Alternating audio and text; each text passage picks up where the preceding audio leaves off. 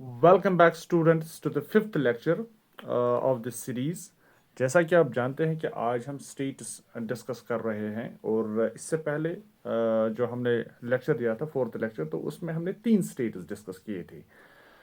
सबसे पहले आंध्र प्रदेश, इसके बाद अरुणाचल प्रदेश और तीसरी जो स्टेट हमने डिस्कस की थी वो थी आसाम। ओके, तो आज हम इस लेक्चर में हम बिहार स्टेट से शुरू करेंगे। बिहार स्टेट हम डिस्कस करेंगे जो कि इम्पोर्टेंट है एग्ज़ाम के लिए। हर एक स्टेट हमें पढ़नी पड़ेगी और उस स्टेट में क्या क्या फीचर्स है, क्या क्या रिलीफ फीचर्स हैं या फिजियोग्राफिक फीचर्स कौन कौन से हैं, वो हम कोशिश करेंगे सारा कुछ कवर करने की, क्योंकि ये हर एक एग्ज़ाम के लिए बहुत ही इंपॉर्टेंट होता है। ओके, तो बिहार की तरफ अगर हम देखेंगे तो सबसे पहले अगर आप इस मैप पर आप नज़र दौड़ाएंगे तो आपको पता लगेगा इसके ऊपर साइड नॉर्थ साइड में आता है नेपाल और इसके वेस्ट साइड में आता है उत्तर प्रदेश।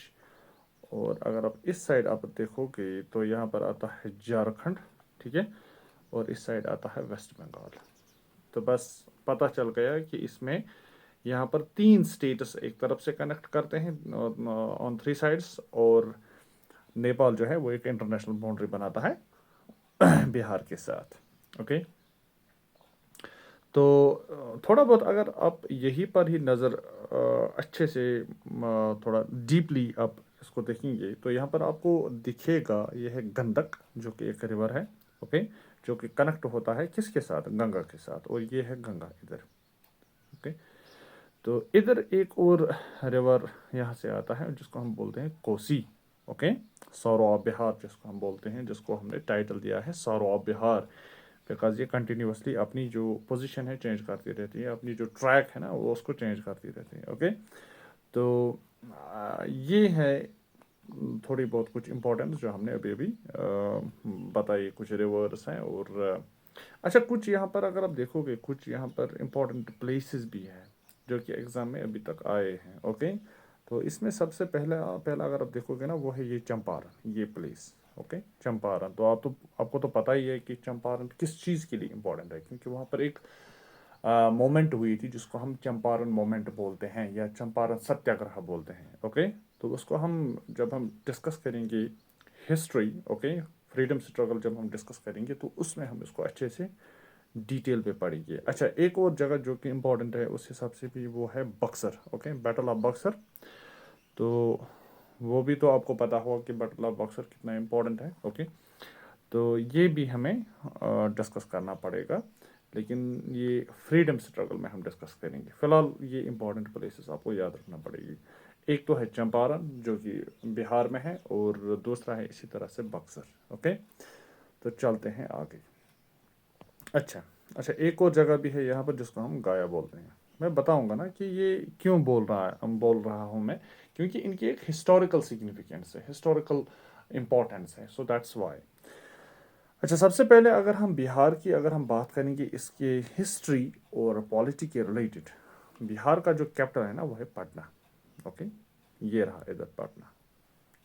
और ये जो पटना है, पटना ये जो सिटी है, it is on the bank of Ganga. Okay, on the right bank of the Ganga. इसको हिस्टोरिकली इसको पाटलिपुत्र बोलते थे, पाटलिपुत्र। ओके, जो कि माइटी मगधन अंपायर जो थे, माइटी मगधन अंपायर, तो ये उसका उस टाइम भी कैपिटल हुआ करता था, लेकिन उस टाइम उसको बोलते थे पाटलिपुत्र। और मौर्यन एम्पायर का भी यही कैपिटल रहा है, लेकिन फिर अब इसका जो नाम चेंज हुआ है, अब ये यही है कि पटना अब इसको बोलते हैं। ओके, इसके बाद फिर हम कुछ हेरिटेज देखेंगे, ठीक है। तो बुद्धिस्ट हेरिटेज या जैन हेरिटेज इसमें आपको देखने को मिलेगा। तो वहाँ पर अगर अक्सर जो आपने नाम सुना होगा वो है विहारा। ओके, विहारा नाम आपने कई बार सुना होगा, ठीक है, हिस्ट्री में। तो असल में ये कुछ प्लेसेस थे विहारास जिनकी ये सिग्निफिकेंस हुआ करती थी कि फॉर एग्जांपल जब मोक्स एक जगह से दूसरे जगह पर जाते थे, या हम प्रीस्ट भी बोल सकते हैं उनको, तो वो इन विहारास में अरेस्ट कर रहे थे। आप समझ लो ये कुछ रेस्टिंग प्लेसेस हुआ करती थी। Okay, resting places.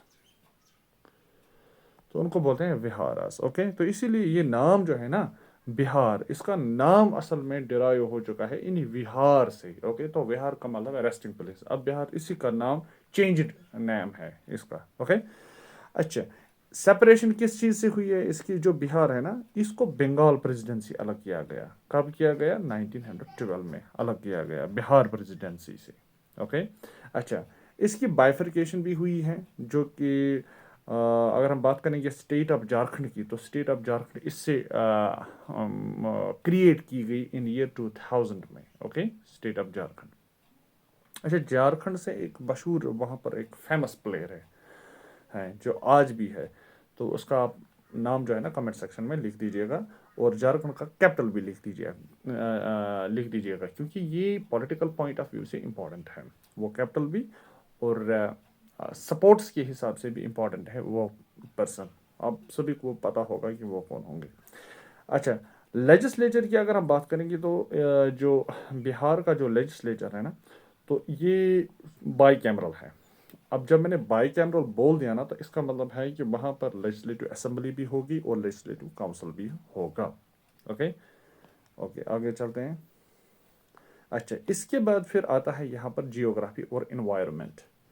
तो जियोग्राफी और इन्वायरमेंट की अगर हम बात करें, तो सबसे पहला जो इम्पोर्टेंट यहाँ पर रिवर आपको देखने को मिलेगा वो है गंगा रिवर, जिसको हम या कभी कभी गंज भी बोलते हैं। ठीक है, तो ये लाइफ लाइन है बिहार का, गंगा रिवर। ये स्टेट को दो हिस्सों में, इक्वली दो हिस्सों में आप कह सकते हैं कि डिवाइड करता है। एक तो है नॉर्थ बिहार, दूसरा है साउथ बिहार। अच्छा, वहाँ पर एक और इम्पॉर्टेंट रिवर है जो कि नॉर्थ से आता है। ठीक है, और ये लेफ्ट ट्रिब्यूटरी बनाता है किसका? ये रिवर जो है लेफ्ट ट्रिब्यूटरी एज एक्ट करती है किसका? गंगा रिवर का, और उसका नाम है कोसी रिवर। ठीक है, ये इनफेमस है। इनफेमस किस चीज़ के लिए? इसको सौरो ऑफ बिहार बोलते हैं, क्योंकि ये मैसिव एनुअल फ्लूड्स लाता है, या because of shifting its course, ये कभी कभी अपनी डायरेक्शन को चेंज करता है। ठीक है, अपने कोर्स को चेंज करता है, दैट इज़ वाई फ्लडिंग होती है वहाँ पर। ओके, अच्छा, इसके बाद अगर आप देखोगे, लैंड लॉक्ड है ये। Bihar is a land locked state sharing boundaries with Jharkhand, और ये झारखंड के साथ अपनी बाउंड्री शेयर करता है, बिहार उत्तर प्रदेश के साथ, और इसी तरह से वेस्ट बंगाल के साथ।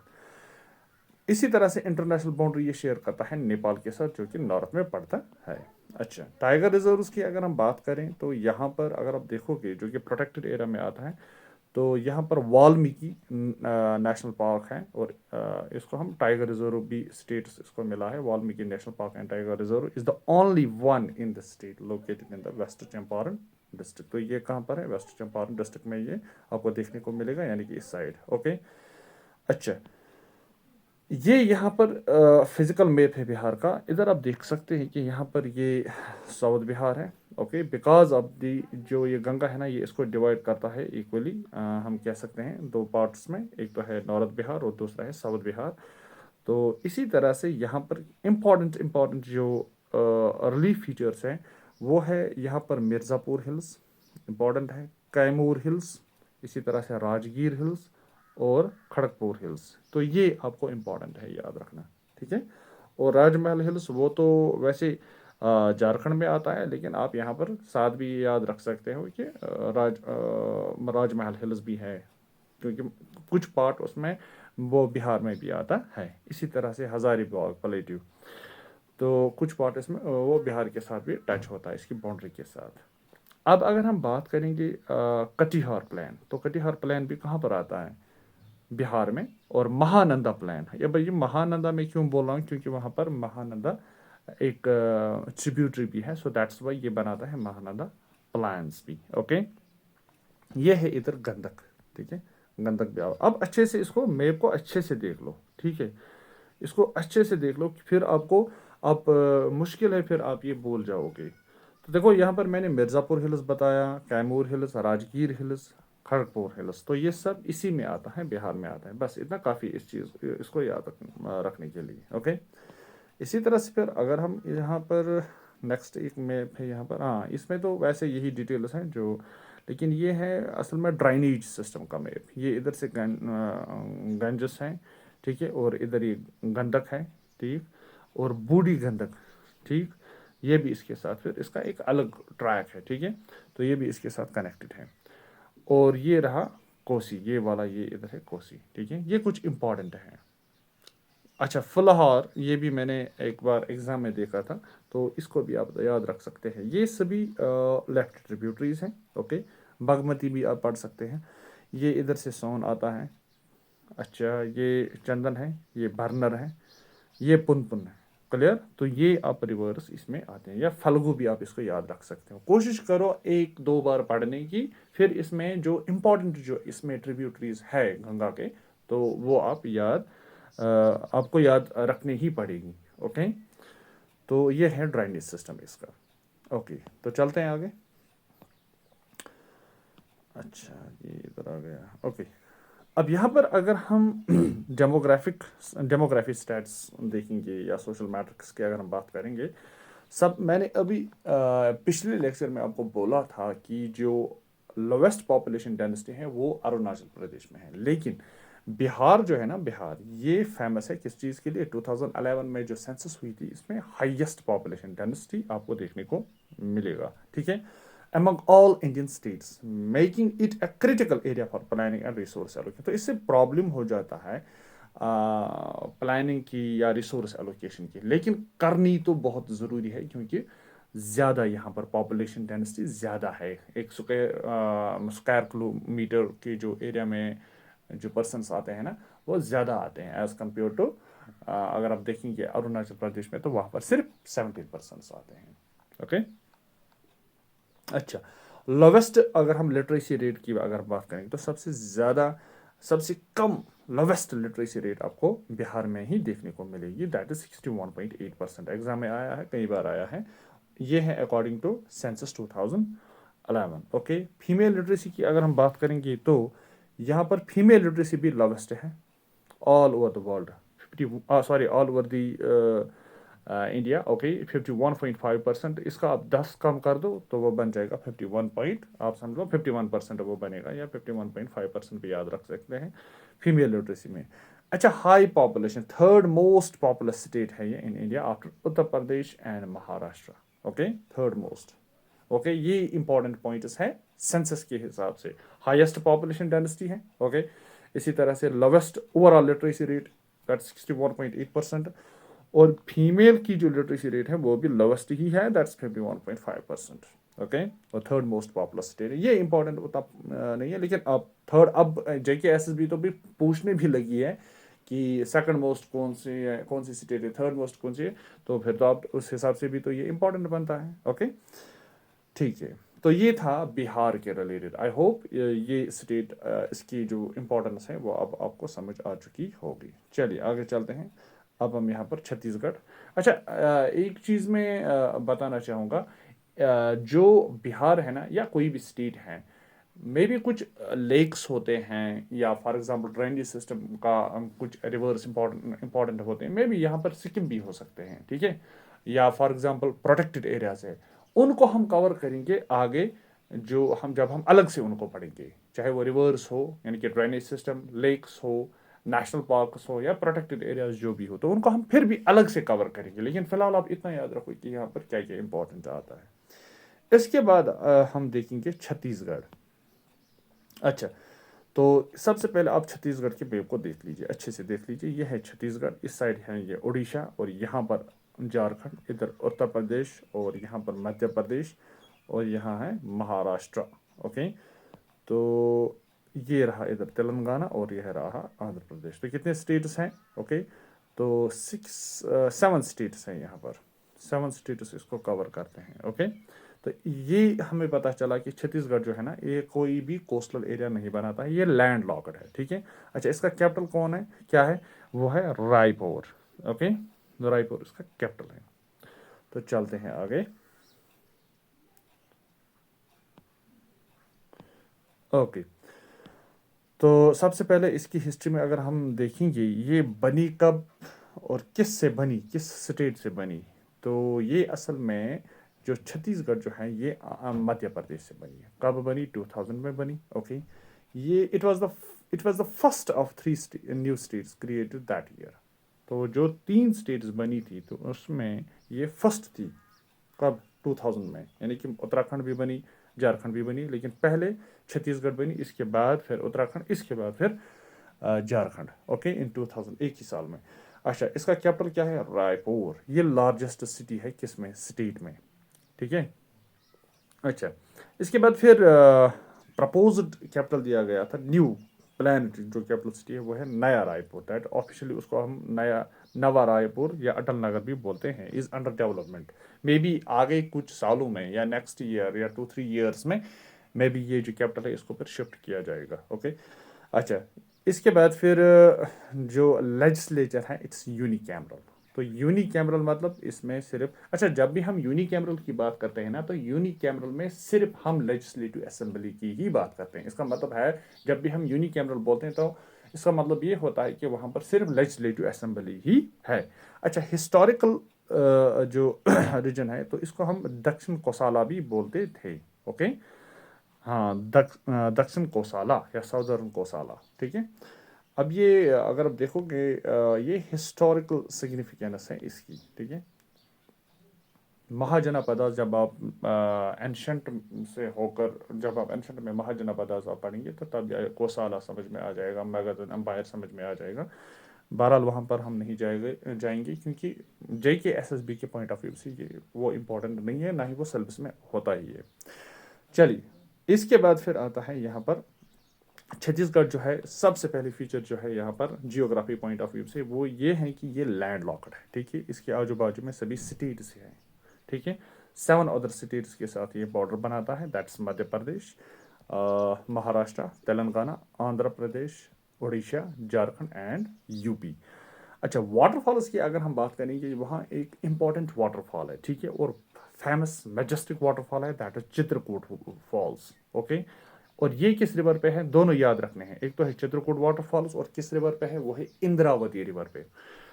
और इसको हम नियाग्रा ऑफ इंडिया बोलते हैं। नियाग्रा ऑफ इंडिया, इसको निक नेम दिया गया है, एज ए टाइटल दिया गया है, नियाग्रा ऑफ इंडिया। बहुत ही ब्यूटीफुल है। मैंने वीडियोस पर देखा है, मैं गया नहीं हूँ वहाँ पर, लेकिन बहुत ही ज़्यादा ब्यूटीफुल है।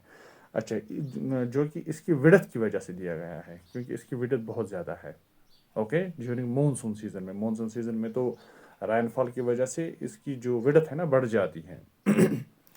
इसके बाद फिर मेजर रिवर की बात करें तो वो है महानदी।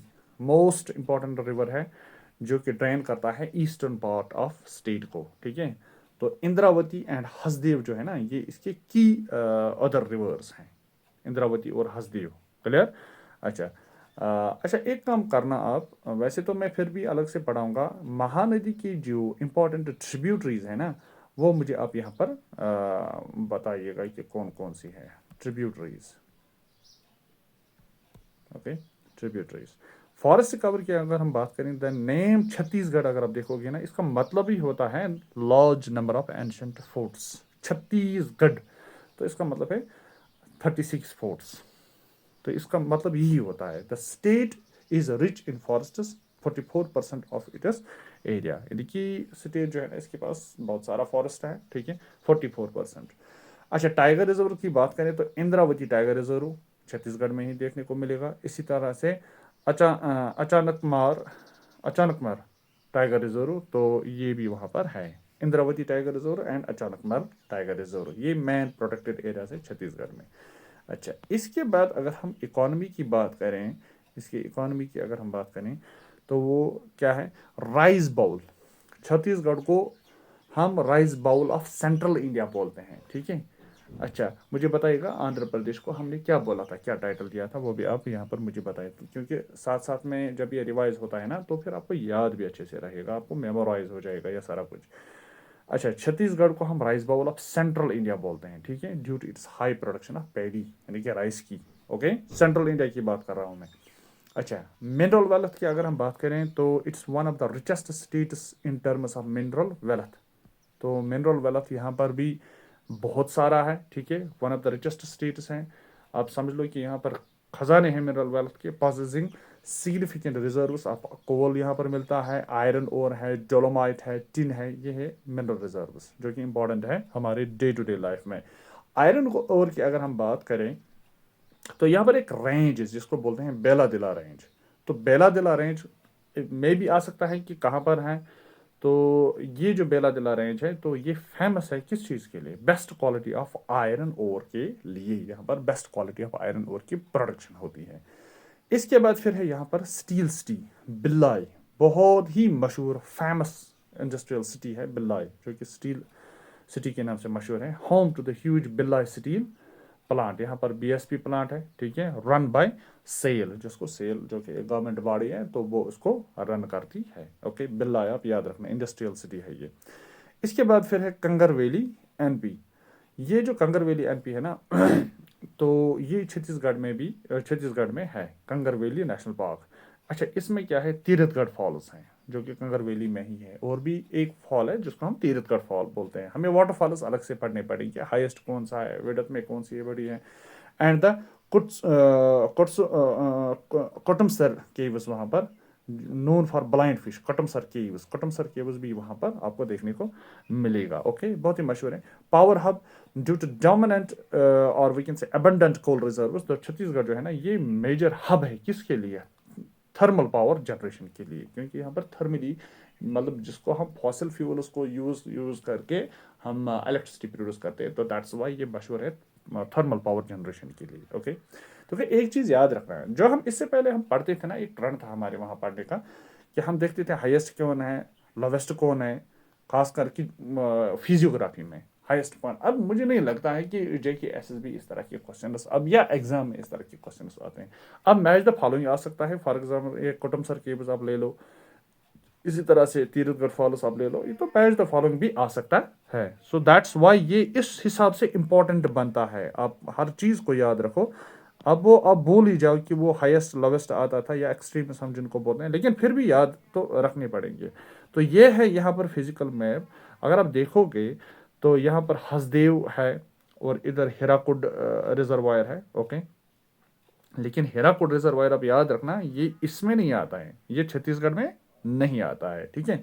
तो ये असल में आता है उड़ीसा में। ओके, तो दैट्स वाई। और हसदेव बेंगो रिजर्वायर है यहाँ पर, गनरेल रिजर्वायर है यहाँ पर। अच्छा, इसी तरह से सिकासर डैम है यहाँ पर, तो ये भी इसमें आता है छत्तीसगढ़ में। बाकी ये पटारा डैम ये है उड़ीसा में, इसको हम अलग से फिर डिस्कस करेंगे। फिलहाल आप ये याद रखो, गनरेल रिजर्वायर है और हसदेव है, और क्या इंपॉर्टेंट है यहाँ पर, हाँ। अब कुछ यहाँ पर अगर आप देखोगे ना, माई कॉल रेंज है यहाँ पर, याद रखना पड़ेगा आपको, जो कि उधर एमपी में आता है। और इसके साथ साथ कौन कौन से रेंज आते हैं या हिल्स आते हैं, अच्छा वो है Koriya hills, Deogarh hills, Sonpur hills, important है याद रखना। Maikal range, Sonpur hills, Deogarh hills, Kothi hills, ठीक है, उदयपुर हिल्स, चूरी हिल्स, ठीक है, ये भी इसमें आता है। अच्छा, इसके बाद अगर हम बात करेंगे महानदी की, तो महानदी की अगर हम ट्रिब्यूटरीज को देखेंगे तो ये है इधर मांद, हसदेव, अच्छा इब भी है इधर, ये फिर आगे इसके साथ मिलता है किधर, हीराकुड रिजर्वायर में। अच्छा, जोंक भी है, ठीक है, जोंक भी है, आगे फिर तेल भी आएगा। तो फिलहाल इतना आप याद रख सकते हैं यहाँ पर। अच्छा, शिवनद भी है, शिवनद भी आप याद रखिएगा इस चीज़ के लिए, ठीक है। तो ये है इधर कुछ रिवर्स। अच्छा, तो गनरेल रिजर्वायर, हसदेव रिजर्वायर आप सिंपली याद रखो कि ये इंपॉर्टेंट है इस चीज़ के लिए यहाँ पर छत्तीसगढ़ में। ओके, वैसे तो और कोई इंपॉर्टेंट है। अच्छा, देवगढ़ में आप याद रखना, देवगढ़ हिल्स आएगा तो देवगढ़ जो पीक है ना वो भी इसी में तो आता है ना, छत्तीसगढ़ में। ओके, अच्छा, इसके बाद आता है गुलकुपर, गुलकुपर पीक भी यहाँ पर आता है। ओके, अच्छा, फिर बाकी और जो यहाँ पर रिवर्स है ना, छोटे छोटे रिवर जो कि कनेक्ट करते हैं किसके साथ, महानदी के साथ, वो है संख है, ठीक है। तो कुछ शिवनथ मैंने अभी जो बोला आपको ये भी है, ये फिर आगे कनेक्ट होते हैं इसके साथ, या जो भी मैंने बोला तो ये फिर कनेक्ट होते हैं इसी के साथ। ओके, तो इधर अगर हम नीचे देखोगे साउथ साइड में तो बस्तर हिल्स हैं, ठीक है, बस्तर हिल्स है। अच्छा, बेला दिला रेंज जो मैंने अभी बोला आपको, बेला दिला रेंज। अच्छा, अलबाका हिल्स भी है यहाँ पर, इंद्रावती भी है, ठीक है, इंद्रावती आपको बहुत ही ज़्यादा ज़रूरी है आपके लिए, इसको याद रखना, ठीक है। तो ये है कुछ इम्पोर्टेंट, बस इस मैप को अच्छे से देख लो। मैं इसको, ये मैंने आपके लिए ही लाया है इस मैप को, जितना आप इसको अच्छे से देखोगे ना उतना मतलब बहुत सारी इन्फॉर्मेशन, 80% इन्फॉर्मेशन आप मैप में से ही आप निकाल के ले सकते हो, उसको याद कर सकते हो। ओके, तो ये है इसके रिलेटेड।